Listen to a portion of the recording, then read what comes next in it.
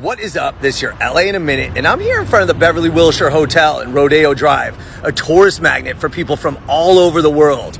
But 100 years ago, when all this was lima bean fields, Beverly Hills became a tourist attraction for the first time for a completely different reason: a racetrack. At the dawn of the automobile age, the Beverly Hills Speedway drew as many as 80,000 spectators for a single event almost every weekend. And it's a main reason why Beverly Hills became, well, Beverly Hills. Let's get into it. The Speedway was huge. It was 275 acres, which was almost a quarter of Beverly Hills at the time. It stretched from Wilshire to Beverly to Olympic to Lasky. It's important to remember that in 1919, Beverly Hills had less than 600 people. It was only incorporated 5 years earlier, and that's only because the Beverly Hills Hotel was completed in 1912, making it interesting enough for people to want to move here. The reason it even became a town in the first place is because a group known as the Rodeo Land and Water Company bought the land hoping to strike oil.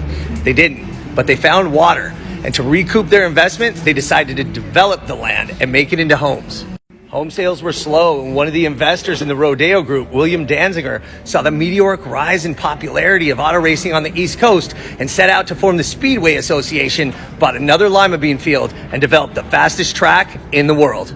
So the timing was magical. This was 1919, the same year that Douglas Fairbanks and Mary Pickford decided to buy land in Beverly Hills and build a beautiful mansion that became known as Pickfair and drew celebrities to the city and made the Speedway the main attraction.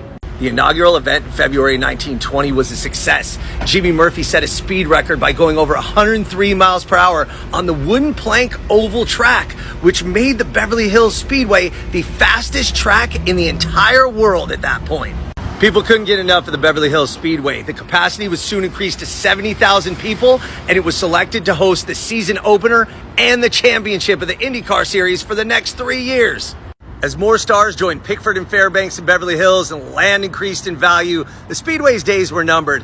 The final race was in February 1924, and 85,000 people came to celebrate and say goodbye to the Beverly Hills Speedway, which was a major part of why they had moved to Beverly Hills. The Speedway itself played a part in its own demise, as the astronomical growth of Beverly Hills was such that the land where the track was deemed more valuable for developers than it was for the actual Speedway. William McCarty bought the land and eventually built the Wilshire Beverly Apartment Hotel right on the Speedway's northwest turn. Within a few years, they took apartment out of the name and it became the Beverly Wilshire Hotel.